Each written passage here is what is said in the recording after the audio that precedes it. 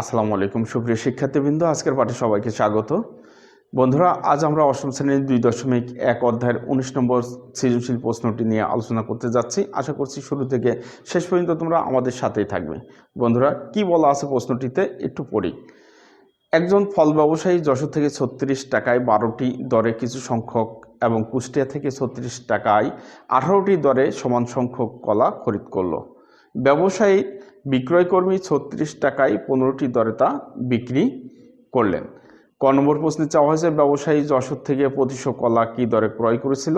খ নম্বরে চাওয়া হয়েছে বিক্রয়কর্মী সবগুলো কলা যদি বিক্রয় করে সেক্ষেত্রে শতকরা কত লাভ বা ক্ষতি হবে, এবং গ নম্বরে বলা হয়েছে ব্যবসায়ী 25% লাভ করতে চাইলে প্রতি হালি কলা কি দরে বিক্রয় করতে হবে। এই তিনটি কোশ্চেনের আনসার আমরা দেব। তো বন্ধুরা, আরেকবার আমরা উদ্দীপক যদি পড়ি এবং ক নম্বর পড়ি তাহলে আনসারটা ক নম্বর খুব সহজেই হয়ে যাবে। সেটি হচ্ছে, দেখো, ফল ব্যবসায়ী কিন্তু 12টি দরে 36 টাকায়, অর্থাৎ 12টি কলা 36 টাকায় যশোর থেকে ক্রয় করেছে।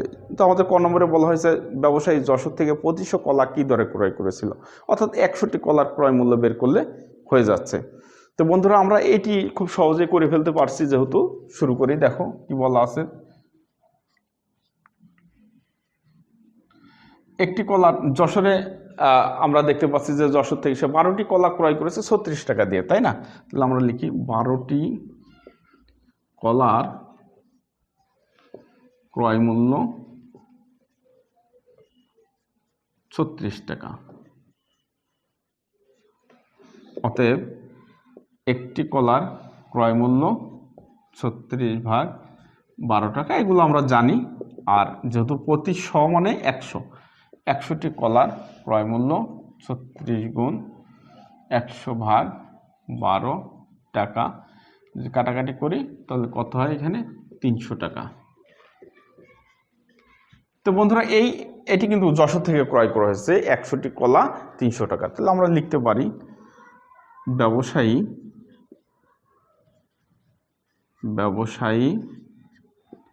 যশোর থেকে প্রতি কলা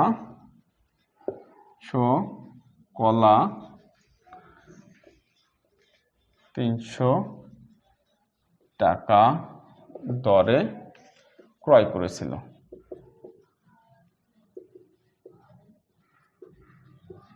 ক নম্বরে যে আনসারটি চাওয়া হয়েছে সেটি আমরা বের করলাম। এবার খ নম্বরে আসি।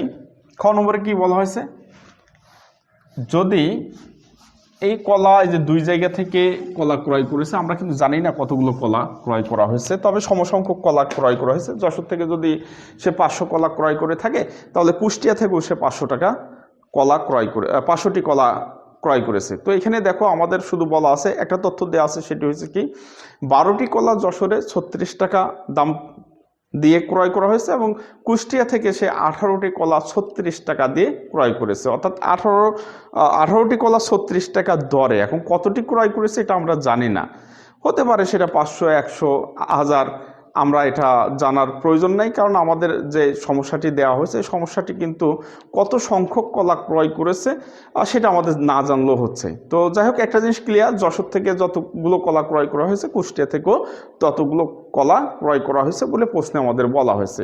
তো আমাদের বলা হয়েছে কি যশোরে, আমরা যদি এখানে লিখি যশোর হতে তাহলে ভালো হয়, যেহেতু দুইটা জায়গা আছে। আমরা লিখি যশোর হতে। একটা হচ্ছে যশোর হতে ক্রয় করেছে, দেখো সেটা হচ্ছে কি 12টি কলার ক্রয় মূল্য আমরা পেয়েছি 36 টাকা, তাই না? 36 টাকা। অতএব একটি কলার ক্রয় মূল্য 36/12 টাকা। বন্ধুরা, এখানে একটু বলতে চাই যে আমরা একটি কেন বের করছি। আসলে আমরা একটু কনভার্ট করে নিচ্ছি যে কতগুলো কলা ক্রয় করেছে মোট, এটা কিন্তু আমাদের জানা নেই। যদি জানা থাকতো তাহলে কিন্তু আমরা ততগুলো কলা ক্রয় মূল্য আমরা বের করতাম।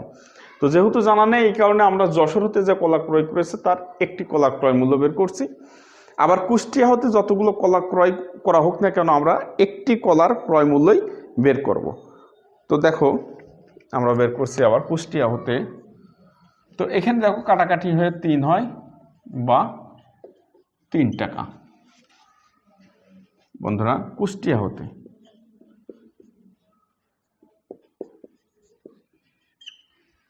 হতে আমরা পেয়েছি এখানে কিন্তু 18টি কলা, তাই না? 18টি কলার ক্রয় মূল্য 36 টাকা। অতএব একটি কলার ক্রয় মূল্য 36 ভাগ 18 টাকা বা 2 টাকা। তাহলে আমরা যে কাজটি করলাম, যেহেতু আমরা নিশ্চিত না যে যশোর থেকে মোট কতগুলো ক্রয় করা হয়েছে এবং কুষ্টিয়া থেকে মোট কতগুলো কলা ক্রয় করা হয়েছে এটা আমরা নিশ্চিত না, এই কারণে আমরা একটা কাজ করেছি কি, একটি কলার ক্রয় মূল্য বের করেছি। এইবার যোগ করে ফেলি, যেহেতু 2 জায়গার কলা এক জায়গায় করে তারপরে কিন্তু বিক্রয় করা হয়েছে, তো আমরা 2 জায়গার কলা মিক্সড করি। 1 + 1 বা 2টি কলার ক্রয় মূল্য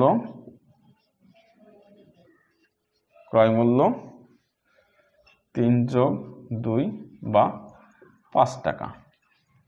এখন এখানে আমি একটি কলার ক্রয় মূল্য বের করে রাখি, না রাখলেও হতো। আমরা জানি যে সমসংখ্যক জিনিসের ক্রয় মূল্য এবং সমসংখ্যক জিনিসের যদি বিক্রয় মূল্য জানা থাকে তাহলে কিন্তু লাভ ক্ষতি বের করা যায়। তো এখানে যেহেতু 2টি কলার ক্রয় মূল্য বের করা হয়েছে, আমরা যদি 2টি কলার বিক্রয় মূল্য বের করি তাহলে কিন্তু লাভ ক্ষতি বের করতে পারি। আবার এখানে যদি আমরা একটি কলার ক্রয় মূল্য বের করি, পরবর্তীতে আমরা যদি আবার একটি কলার বিক্রয় মূল্য বের করতে পারি তাহলে কিন্তু আমরা লাভ ক্ষতি বের করতে পারবো। তো আমরা এখানে একটি কলাই বের করে রাখি, দেখো। অতএব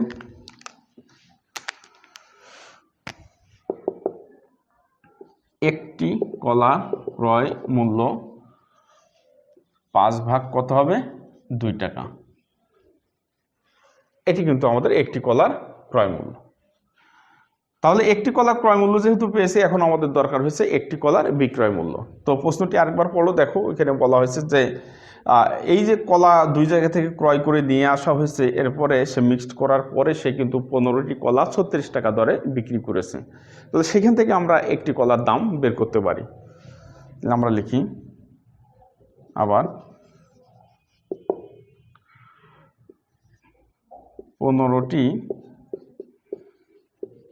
কলার বিক্রয় মূল্য 36 টাকা। অতএব একটি কলার বিক্রয় মূল্য 36 ভাগ 15 টাকা। যদি আমরা কাটাকাটি করি, এখানে হয় 5, এখানে হবে 3 × 12 36, 3 × 5 = 15, 3 × 12 36 বা 12/5 টাকা। এখন বন্ধুরা এখানে দেখো যে ক্রয় মূল্য পেয়েছি, বিক্রয় মূল্য পেয়েছি। একটি কলার আমরা যদি দেখি, এটা হচ্ছে সেই একটি কলার ক্রয় মূল্য, আর এখানে একটি কলার বিক্রয় মূল্য। এখন এই দুইটা কিন্তু ভগ্নাংশ। এখন আমরা বুঝবো কিভাবে আসলে কোনটা ছোট কোনটা বড়, এটা কিন্তু বুঝতে একটু কষ্ট হয়ে যায়। তো সেটি সহজে বোঝার একটা পথ আছে, আমি যদি দেখাই তোমাদের। দেখো, ক্রয় মূল্য কিন্তু এটা 5/2, আর এখানে আমি লিখি 12/5।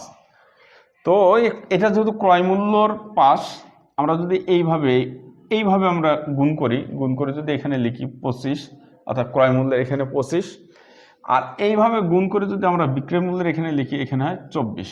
তো দেখো কে বড়? আমরা দেখতে পাচ্ছি কি, ক্রয় মূল্য বড় আর বিক্রয় মূল্য কি ছোট।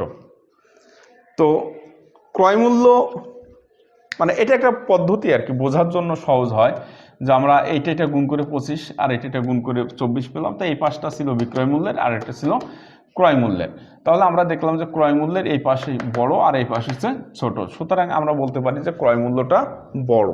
তো যেহেতু ক্রয় মূল্য বড়, সেহেতু আমাদের কি হবে, এখানে ক্রয় মূল্য যদি বেশি হয় তাহলে কি হবে, আমাদের ক্ষতি হয়ে যাবে। কারণ কিনলাম বেশি টাকা দিয়ে আর বিক্রয় করলাম কম টাকা দিয়ে, তাহলে তো নিশ্চিত আমাদের ক্ষতি হবে। তাহলে আমরা লিখছি ক্ষতি হয়, ক্ষতি কত হচ্ছে, অবশ্যই ক্রয় মূল্য বিয়োগ বিক্রয় মূল্য। আমরা জানি ক্রয় মূল্য থেকে বিক্রয় মূল্য বাদ দিলে কি হয়, ক্ষতি হয়। এখানে লসাগু করি, 5 দুগুণে কত হয়, 10 হয় লসাগু। তাহলে ভাগ করো 5, 5 5 25, আর এখানে 5 2 24।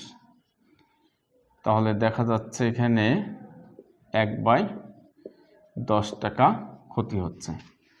বন্ধুরা এই ক্ষতিটা সবসময় কিন্তু আমরা ক্ষতি এবং লাভ দুইটাই কিন্তু পাই হচ্ছে ক্রয় মূল্যের উপরে। তোমাদের মনে পড়ে যে এটা ছিল ক্রয় মূল্য, তাহলে লাভ ক্ষতি সবসময় হয় ক্রয় মূল্যের উপরে। তাহলে আমরা বলতে পারি কি 5/2 টাকায় ক্ষতি হচ্ছে কত, 1/10 টাকা। তো আমরা লিখি 5/2 টাকায় ক্ষতি হয় কত, 1/10 টাকা। অতএব 1 টাকায় ক্ষতি হয়, এটা আমরা জানি, আর 2 যাবে উপরে আর 5 আসবে নিচে, এত টাকা। আর যেহেতু বলা হয়েছে শতকরা লাভ ক্ষতি নির্ণয় করতে, তাহলে আমরা এখানে 100 টাকায় বের করব, তাই না। 100 টাকায় ক্ষতি হয় 1 গুণিত 2 গুণিত 100, আর নিচে থাকবে 10 গুণিত 5। দেখো বন্ধুরা, 10 10কে 100, আর 5 দুগুণে 10, অর্থাৎ 4 টাকা। তাহলে এখন আমরা লিখতে পারছি অতএব ক্ষতি কত, 4%। এটা কিন্তু আমাদের আনসার চাওয়া হয়েছে যে ক্ষতি কত, লাভ অথবা ক্ষতি কত হয় সেটা বের করতে বলা হয়েছে। তো আমরা দেখলাম ক্ষতি হচ্ছে কত, 4%। এটি আমাদের খ নম্বর প্রশ্নে চাওয়া হয়েছে, আমরা সেটি বের করতে পারলাম। বন্ধুরা এবারে আসি গ নম্বর প্রশ্নটির সমাধানে। কি বলা আছে পড়ি। ব্যবসায়ী 25% লাভ করতে চাইলে প্রতি হালি কলা কি দরে বিক্রয় করতে হবে। বন্ধুরা তাহলে এখানে আমাদের ক্রয় মূল্য দরকার। ক্রয় মূল্য পাইলেই কিন্তু আমরা কি দরে বিক্রি করতে হবে সেটি কিন্তু বের করতে পারবো। তো দেখো এখানে 100 টাকার কলা যদি আমি 125 টাকায় বিক্রি করি, তাহলে কিন্তু আমার 25% লাভ থাকবে। এটা আমাদের মাথায় রাখতে হবে। 25% লাভ করতে গেলে ক্রয় মূল্য যদি 100 টাকা হয়, তাহলে অবশ্যই 125 টাকা বিক্রি করলে কিন্তু আমার লাভটা থাকবে।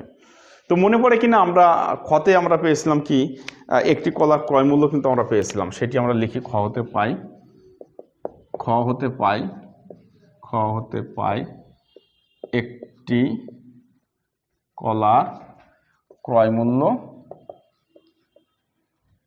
5/2 টাকা।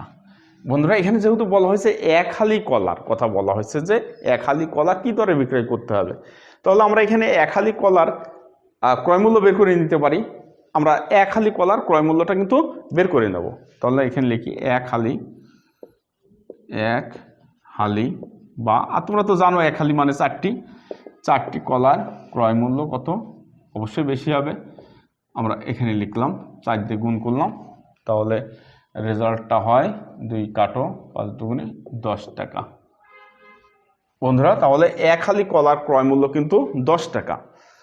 তো এই কলা আমার 25% যদি লাভ করতে হয়, তাহলে কত টাকায় বিক্রি করতে হবে এই 10 টাকার কলা, সেটি কিন্তু আমাদের চাওয়া হয়েছে। তো আমরা লিখি এখানে 25% লাভে, লাভে কলার ক্রয় মূল্য যদি 100 টাকা হয়, ক্রয় মূল্য 100 টাকা হলে বিক্রয় মূল্য হবে কত, দেখো 100 যোগ 25 টাকা বা 125 টাকা। এখন ক্রয় মূল্য আমাদের এক হালি কলার ক্রয় মূল্য আছে কত, দেখো 10 টাকা। তাহলে সহজে কিন্তু বের করা যায়। আমরা দেখলাম যে ক্রয় মূল্য যদি 100 টাকা হয়, তাহলে 125 টাকায় বিক্রি করলেই কিন্তু 25% লাভ হচ্ছে। তো আমাদের কলা তো এক হালির দাম হচ্ছে, ক্রয় মূল্য ছিল 10 টাকা, তাহলে 10 টাকার কলা কত টাকায় বিক্রি করতে হবে সেটা কিন্তু বের করা খুব ইজি। তো আমরা লিখি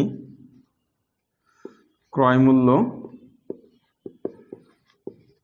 মানে কলার ক্রয় মূল্য 100 টাকা হলে, 100 টাকা হলে বিক্রয় মূল্য 125 টাকা।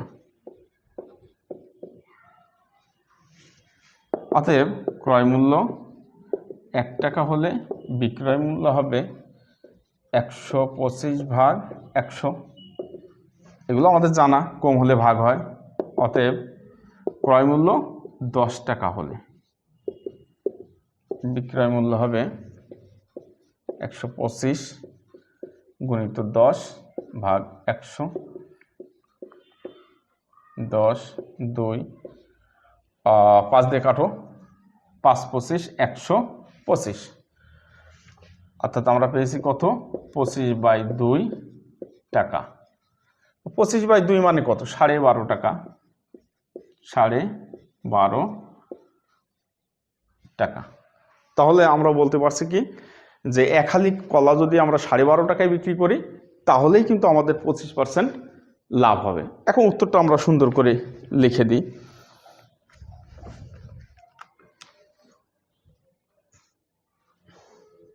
অতএব প্রতি হালি কলা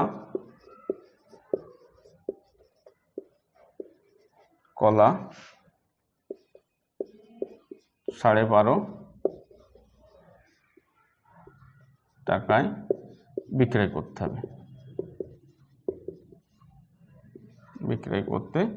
হবে, এটি কিন্তু আমরা আনসারটা সুন্দর করে এভাবে লিখে দেব।